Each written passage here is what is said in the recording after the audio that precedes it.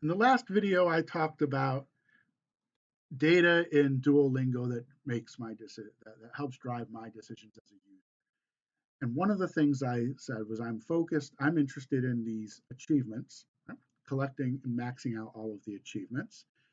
And the one that is most interesting to me right now for my goals is this one right that's called says scholar right there, which is the number of words that a new words learned in a language. Now, want to point out there's a lot more to language than just amassing vocabulary terms. There's understanding the grammar, how to fit things together. There's all kinds of different things you need to do in terms of listening, writing, reading, and speaking. And when you go through a Duolingo lesson, they focus on those four types of skills: reading, writing, listening, and speaking. But and they also focus on developing grammar. So this particular metric I'm looking at, these data do not say anything about grammar. But nonetheless, let's dive in and take a look. And a way you can get a little bit more information is if you go up to more, words is one of the things you can look closely at. So let's take a look at that. So what you're seeing here are a number of words. Here's words in Russian. Don't worry, they're, if you don't know how to read the Russian alphabet, doesn't matter. This says when I last used those words in a lesson, they call that practicing, and then the strength. And you can see here, based on how often you use them in a lesson, they assess your strength as still strong, pretty good, time to practice, and overdue. Now, there's, as I mentioned, there's a lot of issues regarding how great a variable this is for measuring your language skills. Of course, there's more than words. In addition, one of the things you might notice, let's find an example, is they also count different words or the same word used in different ways as different words. So malienkaya, that's what this word says, malienkaya. That means small.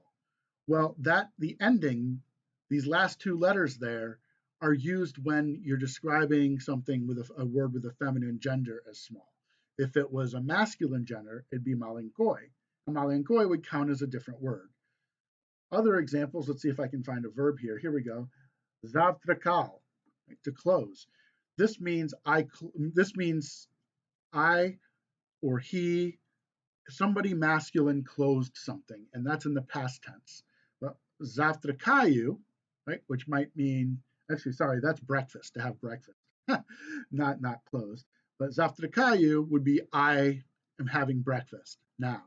Ya zavtrakal, I had breakfast in the past. Right? So that's those two words would be counted differently. As zavtrakayet, he, she, or it is having breakfast, would also count as a different word. Right? So that's what you're there's a problem with this metric, is what I'm saying. Nevertheless, we can examine these strengths, and I can look at, and there's a lot of words where I'm still strong, but I can look at words that I may need to practice more. Opozdaviash, you're late, right? There's a word that is overdue. Or if I scroll up a little bit further, we'll see words that it says time to practice, right? For example, objaya, which means general when applying to a neuter word, right? Or objaya, general when applying to a feminine word. These are time to practice. So I may make decisions if I'm interested in keeping my strength, my vocabulary strength up, and using this to decide what lessons I go back and practice. In addition, there are algorithms within Duolingo that will use this data to decide what the program is going to ask me to practice, or if I select one of these practice guides, so it might tell me, for example, it might say, because a lot of the words that I need to practice or are overdue are in this skill, it's going to crack that and ask me to practice it. Or if I choose down here, somewhere down here on the right side, I use it on my phone and not the PC, but there are opportunities to practice. You can click, you take a quiz or something like that to practice, and it might give me some of those words. So this example shows you how you can do deep dives into the data collected by your apps to make your own decisions, and how the apps themselves have algorithms that use that data to make decisions about what it asks you to do.